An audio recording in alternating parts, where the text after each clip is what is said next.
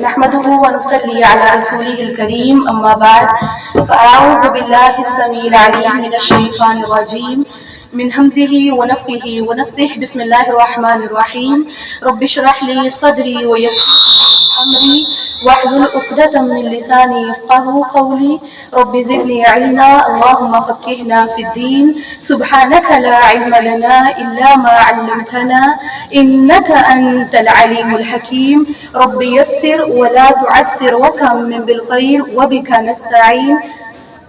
اللہ تعالیٰ سے دعا ہے کہ اللہ رب العالمین ہمیں صحیح معنوں میں قرآن کو سیکھنے سمجھنے اس پر عمل کرنے کی توفیق عطا فرمائے. جو بڑا مہربان نہایت رحم فرمانے والا ہے والشمس وضحاها والقمر اذا تلاها والنهار اذا جلاها.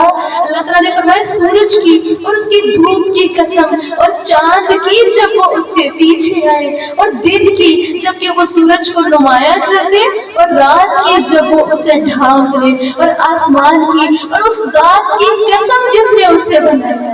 کتنا عمدہ طریقہ ہے نا اللہ رب العالمین کا. اور فرمایا زمین کی اور اس ذات کی قسم جس نے اسے بچھایا ہے اور جان کی اور اس ذات کی جس نے اسے ٹھیک بنایا ہے. کتنا پرفیکٹ بنایا ہے انسان کو. فرمایا کہ اس کی پرہیزگاری اور اس کی پرہیزگاری اسے الہام کرتی. دیکھیں ہم کچھ غلط کرتے ہیں ہمارے اندر سے کیا آواز آتی ہے؟ رک جاؤ نہیں کرو. روکا جب اندر سے آواز اٹھتی ہے. پھر ساتھ ہی جب ہم کوئی نیکی کرتے ہیں تو دل کو سکون ملتا ہے. کیا دل سے آواز اٹھتی ہے؟ مزید کر لینی چاہیے. دیکھیں دو آوازیں اٹھتی ہیں, گناہ کرو اور نیکی کرو یا گناہ نہ کرو. ہر طریقے سے انسان کو حق اور باطل کی انسان کے اندر سے ضمیر جو ہے وہ انسان کو ابھارتا ہے. انسان کا نفس اس کو ابھارتا ہے کہ دیکھو تم غلط نہیں کرو, ٹھیک کی طرف آ جاؤ. لیکن اللہ تعالیٰ نے فرمایا کامیاب ہے وہ شخص قد افلح من زکاہا.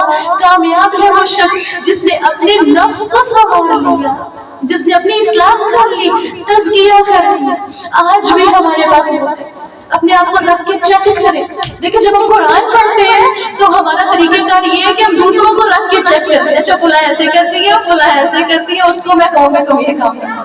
دیکھیں ہمیں اپنے آپ کو چیک کرنا ہے, میں کہاں کھڑی, اپنا تزکیہ کرنا ہے, سیلف انالیسس خود کا کرنا ہے.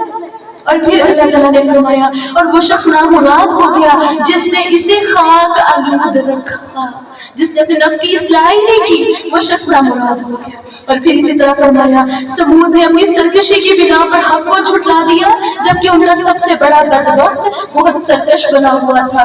تو اللہ کے رسول نے انہیں کہا کہ اللہ کی اونٹنی اور اس کے پانی پینے کی بارے کے معاملے میں بچ جاؤ. لیکن انہوں نے اپنے رسول سمود کو جھٹلا دیا. تو اللہ تعالیٰ نے فرمایا اونٹنی کی کونچی کاٹ ڈالی تو ان کے رب نے ان کی گناہ کی سزا میں ایسی آفت نازل کی کہ انہیں زمین بوس کر کے برابر کر دی. صالح علیہ السلام نے قوم کو سمجھایا کہ دیکھو باز آ جاؤ, قوم اونٹ کی باری کے دن میں تم اس کا زیت اور سزا نہ دینا. لیکن قوم باز نہ آئی تو اللہ تعالیٰ نے کیا فرمایا, ہم نے ان کو سزا دی اور زمین کے اندر ملا کے رکھ دیا. وہ ایسی تباہی کے انجام سے ڈرتا ہی نہیں. یعنی مشرکین مکہ اتنے بڑے بنے پھرتے ہیں, وہ رب کے عذاب سے ڈرتے ہیں, وہ رب کی پکڑ سے ڈرتے ہیں. آج ہمیں بھی یہ باتیں بتا کے ڈرایا کہ تم نافرمانیاں کرتے ہو اور سرکشی کرتے ہو, اپنے رب سے ڈرتے ہی نہیں. اللہ تعالیٰ سے دعا ہے کہ اللہ رب العالمین ہمیں تقوی عطا فرمائے.